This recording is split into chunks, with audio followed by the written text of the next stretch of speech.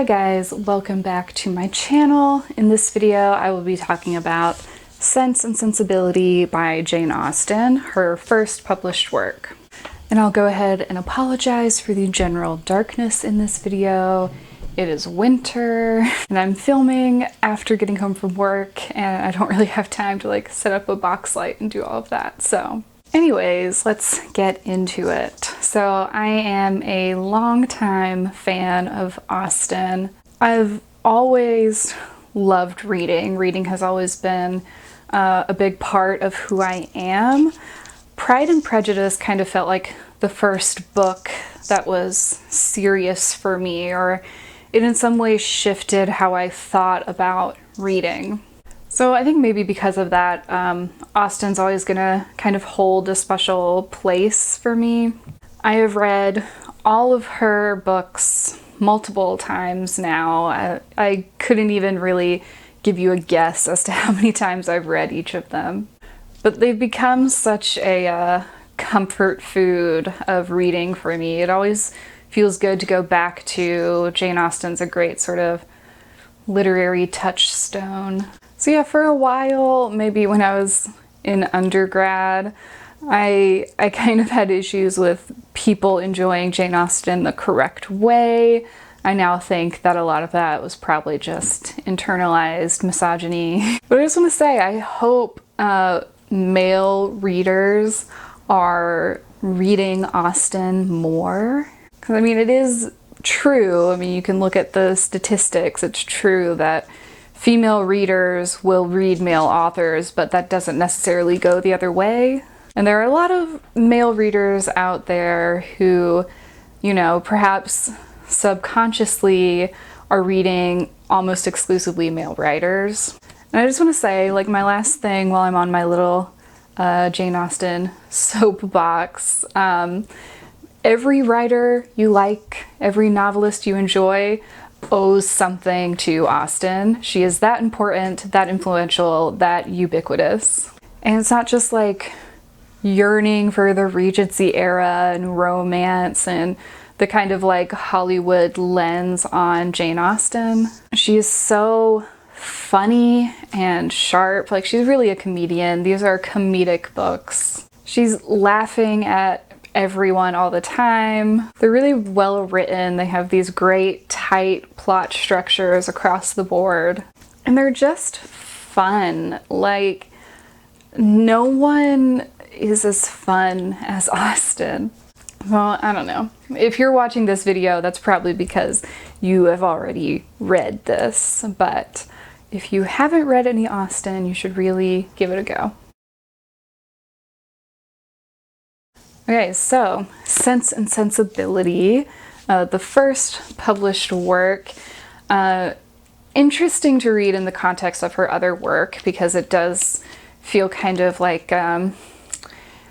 finding a blueprint for a building you've already seen built. I didn't read Sense and Sensibility first when I first started reading Austen novels. The story revolves around two sisters, Eleanor and Marianne, who are exact opposites of each other. So Eleanor is kind of right in all things. She's very mature. She is very aware of the social requirements for her behavior. And she really thinks a lot about other people's feelings, and she doesn't reveal a lot of her own feelings, while Marianne is kind of all feelings all the time, and perhaps puts decorum or concern for other people to the side in the name of some theatrics.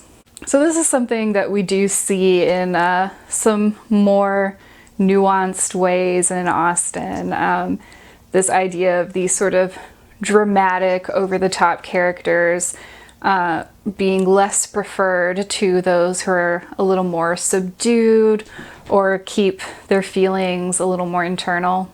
And so then we see these two characters unlucky in love in a lot of ways. So Eleanor is in love with a quiet, awkward kind of man named Edward Ferrars, who we later find out is secretly engaged to someone he no longer loves. And then Marianne meets and falls in love with Willoughby, who kind of seems like the epic hero to all of her love stories that she's been imagining in her head at first, and then that all kinds of falls apart.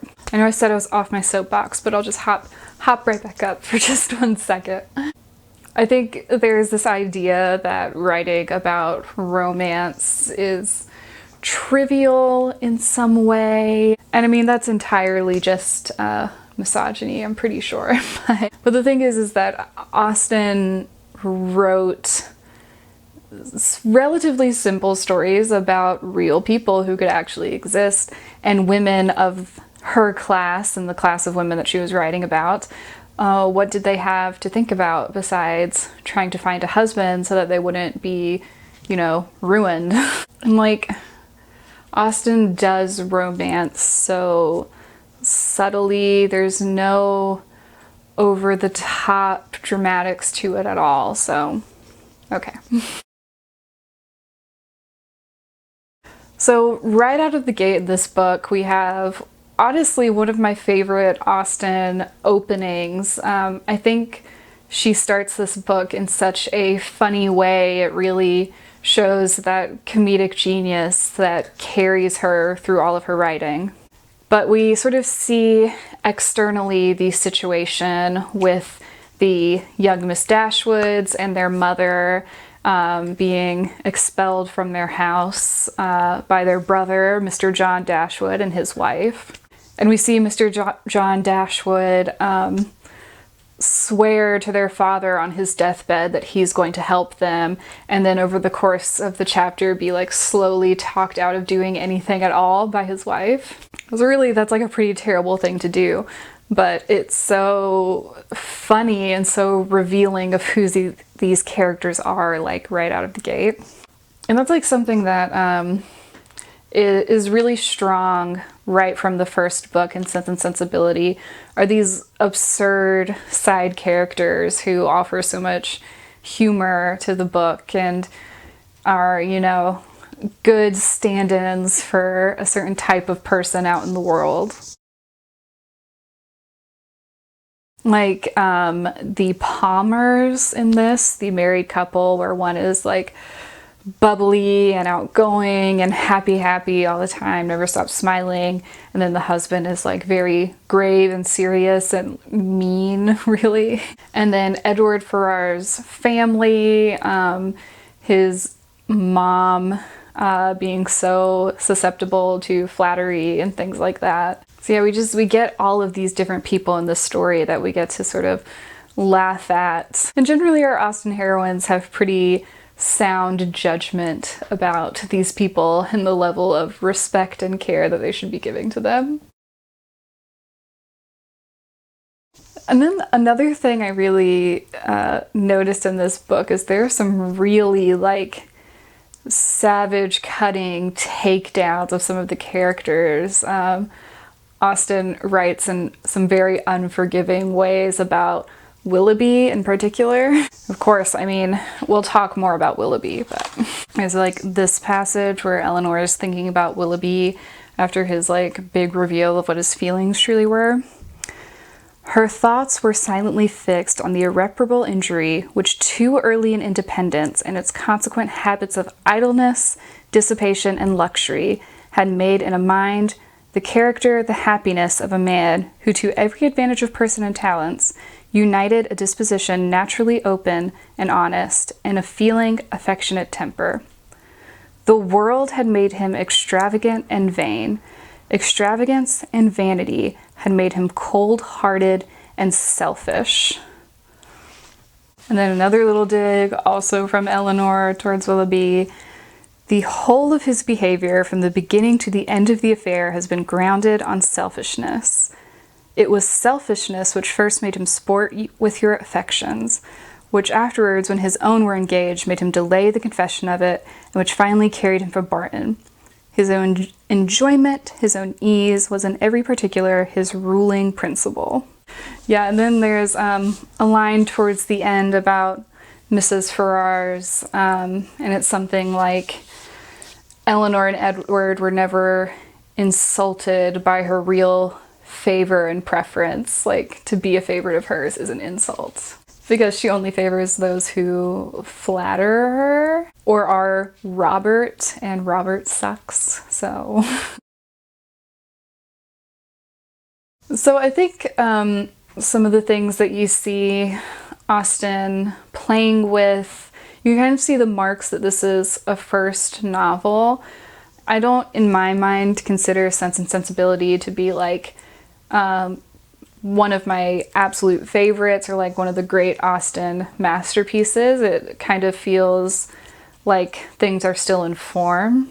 Of course, like the worst Austen is still like so much better than everything else, but I also think that's a good thing, and that's something that I like when I think about Austen's work as a whole, is that she gets better and better with every work. I think it would be much more depressing to have your masterpiece be your first book and then everything not live up to it. So things are very black and white in this book. I mean, the Eleanor-Marianne dichotomy is like pretty clear and obvious, and there's like a hard line in between them. So they're just too opposite.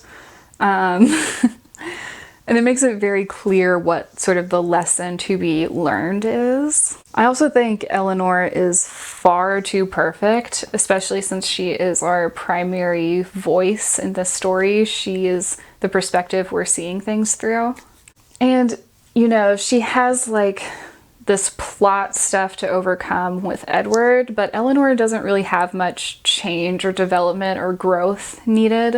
You know, my favorite Austen heroines are the most imperfect ones, the ones who change the most by the end of the story. So I think, you know, as we go on through the Austen books, we see things get a little grayer, we see our characters be more complete, more fully realized, flaws and all. And there is so much drama in this book, like really high drama. And Austen gets a lot subtler, and like she is openly critical of like the kind of Gothic traditions of writing a story in a way that no one actually lives. She even has a whole book that's a satire of that, which we will get to at some point. So I think everything becomes a little quieter as far as plot, and things get a lot more about the characters in her later works. But you know, like Willoughby, for instance, is such an obvious and irredeemable villain in this book. We don't really get villains like this very often in Austen. So obviously he's very much hated. He's maybe one of the most hated fictional characters, in my mind anyways. And the things he does to make him a villain, like seducing this young girl in a vulnerable situation, getting her pregnant, and then leaving her high and dry. Like, that is really, really bad, especially by the standards of the Regency era. That is so scandalous, so villainous. It's completely unforgivable, and like, as you're reading it, you're like so indignant about it. And I think our villains are not quite so obvious in the other Austen books. And then Marianne's whole deathbed thing, like she takes a dramatic walk in the rain and then nearly dies. And then, you know, Marianne is our character in this book who needs to change, needs to have that moment of realization, of clarity, and she gets that moment through being so ill she nearly dies. Which we see that a lot in Austen, this sort of light bulb moment. It was like brilliantly done in Clueless, if you ask me, when the water fountain comes on and the lights light up and everything. But I think we see it more internally in the other books. We don't really like get inside Marianne's head very much. We just kind of hear her thoughts secondhand through what she says to Eleanor. But yeah, like having to nearly die to realize that she has not been behaving the best is like a bit much. Yeah, and again, a lot of that drama is toned down or just like handled a little bit differently in the other books. I also thought a lot about the men on this read are men that they are destined to be with, Edward Ferrars and Colonel Brandon, and I kind of felt like I didn't know them that well. I mean, Edward Ferrars is like absent for a lot of this. He's just kind of discussed. And like beyond being like good-hearted and having this tragic backstory, like we don't really know that much about Colonel Brandon. So I think as our female characters get more complicated, their male counterparts also get more complicated in later books. I think if you sort of lined up all the Austen heroes, these two are pretty forgettable in my opinion. And maybe that leads into my next point, my only like big thorn in my side about any Austen book, which is the relationship between Marianne and Colonel Brandon.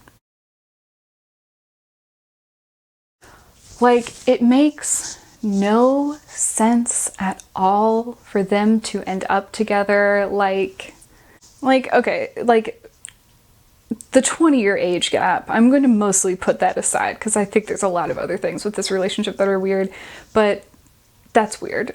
Yeah, Marianne is 17, like, and the issue on Colonel Brandon's end is that he basically decides he's in love with her just by looking at her. They don't talk enough to each other to justify the way that he feels about her. It seems very shallow. And actually, him and Eleanor have a much more believable connection and relationship, so. And then Marianne doesn't even love him romantically at all. Like, there's literally a line in this book that says that she's just like I respect him and he's a good friend, so yeah, I'll marry him. And then she falls in love with him after they've been married for a while, which doesn't feel right. And then I don't know, it feels like Marianne didn't get much agency in that decision. Again, we don't really see internally what's going on in her head. Towards the end of the book, everybody around her is talking about how she is the reward for all of Colonel Brandon's suffering. She is his prize at the end of his long journey. Which is like, sure, great for Colonel Brandon, but like, what about Marianne? Is she just his prize? I don't buy it. I don't buy it from a character who is so headstrong and outspoken. I don't totally get that particular coupling. Eleanor and Edward, it makes sense to me. I get that. Colonel Brandon and Marianne do not make sense. So I'd be happy to hear from some defenders of their relationship. So yeah, so this is the first Austen book. I would not say it is my favorite. I don't really think anyone says Sense and Sensibility is their favorite, but I'm sure there's someone out there who could prove me wrong in that statement. But I still immensely enjoy it. It is so fun. I don't think there's anything in formation about Austen's humor and ability to write these absurd, wonderful, delightful characters. She could like solidly do that right out of the gate and did it her entire writing career. So I don't know, I mean, it's so clever and sharp in the little cultural commentary, and I think Austen was very brilliant as a writer, working within the sphere of the limitations for women writers at her time and making something that kind of flew under the radar and critiqued everything without openly critiquing anything. And I just think it's so interesting to see the beginning and see how she improves through all of her novels. I mean, there are like 3 Austen novels where I cannot think of like a single critique for any of them. They are perfect. And that didn't happen overnight. Jane Austen wrote a lot before that and developed and changed and grew, and was always improving. And all of the romance aspect of it, the subtlety, all the beautiful Austen things, they just grow and grow. And it's all on this foundation of wit and just genuine, simply felt emotion, and the stories of real people living relatively normal lives. I mean, I could go on and on. And actually, I plan to. I think I'm going to do a reread of all of the Austen books with the aim of making videos about all of them in order of publication, and then make maybe like one big video talking about her collected works as a whole, just because I think it would be fun. I think clearly from this video I have a lot of feelings and thoughts about Austen. Yeah, I probably won't do them like back to back, put some other books in between, but yeah, Sense and Sensibility is a great book, a lot of fun, makes you feel good. It's nice to have a happy ending. If you've never read any Austen at all, I probably would not start here, but if you've read like one other Austen book, I think it's interesting to read this one. Okay, well, that is all I have for this video. Thanks for watching. Bye.